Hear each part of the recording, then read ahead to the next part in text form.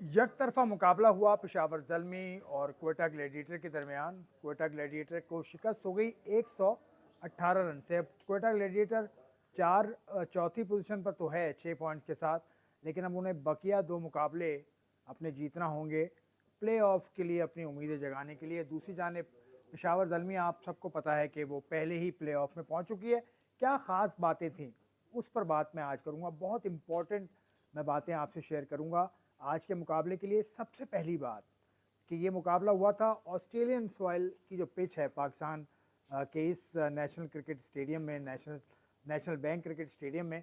क्योंकि यहाँ पिचेस हैं 11 जिनके ऊपर मुकाबले होते हैं, उनमें 4 पिचेस हैं जिसमें से पाकिस्तानी सॉइल की पिचेस भी हैं। बहुत दिलचस्प बात है ये, पाकिस्तानी सॉइल की पिचेस भी हैं और ऑस्ट्रेलियन मट्टी से बनी हुई पिचेस भी हैं। ऑस्ट्रेलियन पिचेस के ऊपर बाउंस खासा अच्छा नज़र आया। आज हमने देखा जब पेशावर ज़ल्मी के अली रज़ा या बासित बॉल कर रहे थे तो शानदार बाउंस भी हमें देखने को मिला। कुछ बॉल्स विकेट कीपर के ऊपर से बाउंड्री के पार गईं और पेस भी बहुत अच्छा नज़र आया। अली रज़ा ने भी 87 तक को टच किया। उसके अलावा बासित ने भी बहुत अच्छी बॉलिंग की। बासित की एक बॉल मैंने देखी थी 87 पॉइंट कुछ की रफ्तार से उन्होंने की थी बॉल, तो शानदार परफॉर्मेंस रही। उसके अलावा अब बैटिंग तो शानदार ही रही यार। बाबर आजम साहब क्या खेले आप, ज़बरदस्त खेले। उनकी इनिंग में बाबर की जो 100 रन की इनिंग उन्होंने खेली, उसमें 6 चौके और 4 छक्के उन्होंने लगाए। लेकिन ज़्यादातर जो उनके स्कोर हैं वो मिड विकेट और मिड ऑन के दरमियान का जो एरिया है वहाँ पर उन्होंने स्कोरिंग की। इसका ये क्या मतलब है, इसका मतलब है कि लेंथ जो उनको दी गई क्वेटा ग्लैडिएटर की जानिब से, कि बॉलर्स की जानिब से, वो लेंथ उनको ऐसी मिली कि उन्होंने शॉट खेले।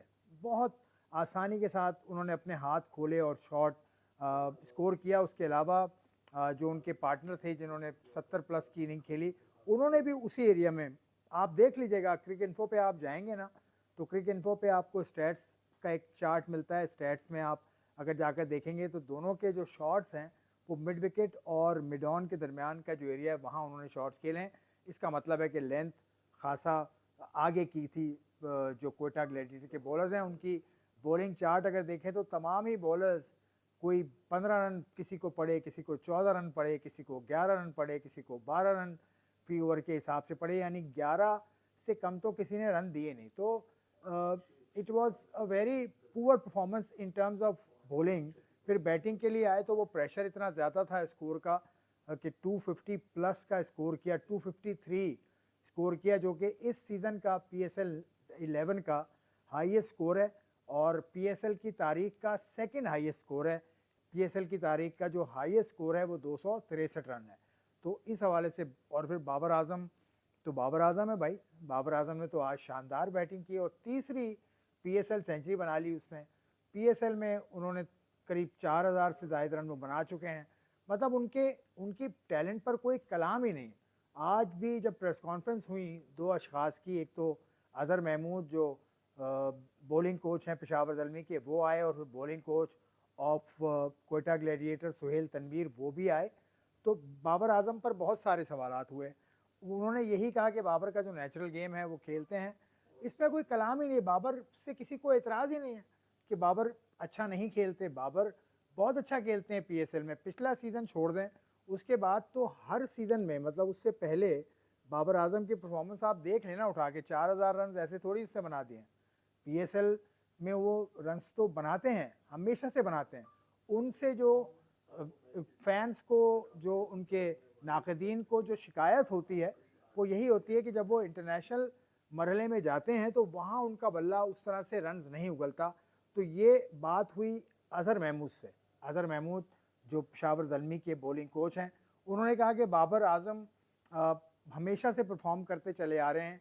बाबर का गुज़िश्ता 1-1.5 साल उनके मुताबिक इंटरनेशनल में उस मयार का नहीं है, लेकिन बाबर ने जो बार है वो इतनी हाई सेट कर दी है कि उनके 30-35 रन भी नज़र नहीं आते। लेकिन ऐसी बात है नहीं।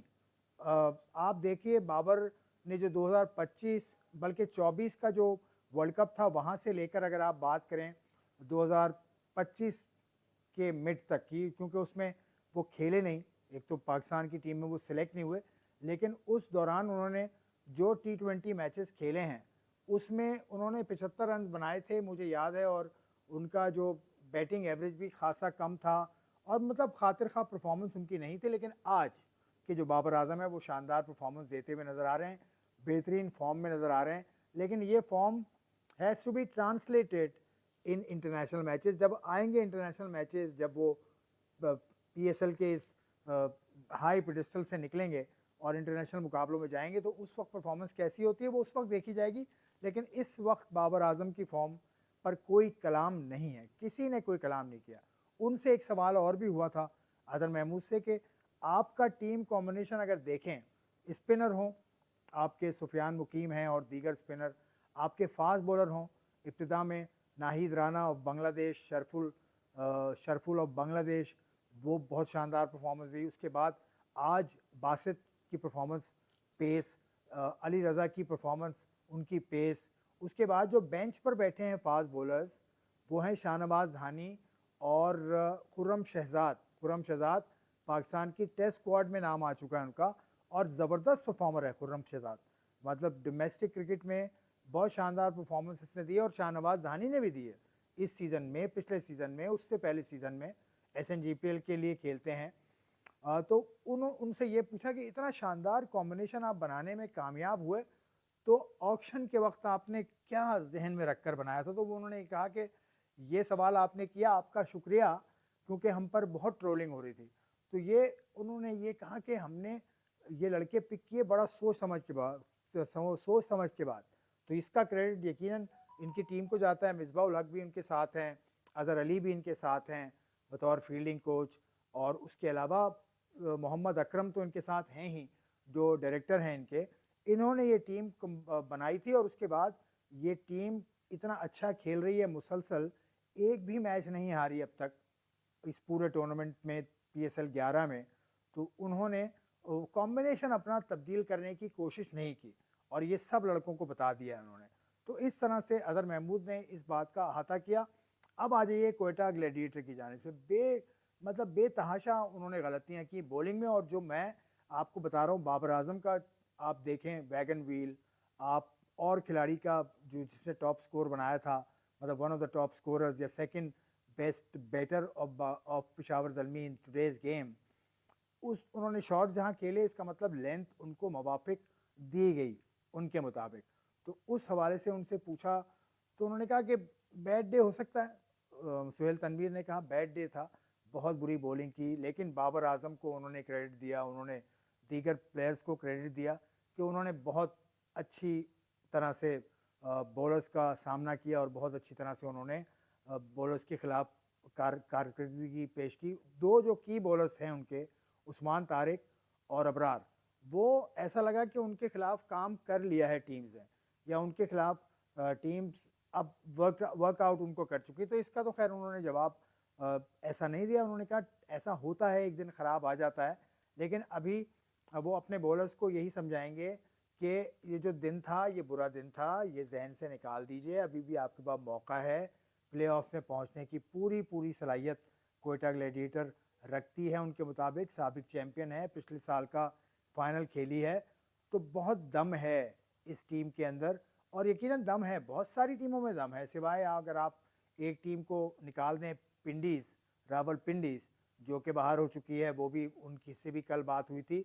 तो क्वेटा ग्लैडिएटर ने आज जो मुकाबला हारा, वो पहले पहले 10 ओवर में मुझे लगता है उनके हाथ से गेम निकल गया था, जिस तरह से बाबर आजम और दीगर खिलाड़ी पेशावर ज़ल्मी के खेले थे। तो ये तो आज के मुकाबले का अहवाल रहा। लेकिन जो खूबसूरत बात है कराची के स्टेडियम की, वो यहाँ की पिचेज़ हैं।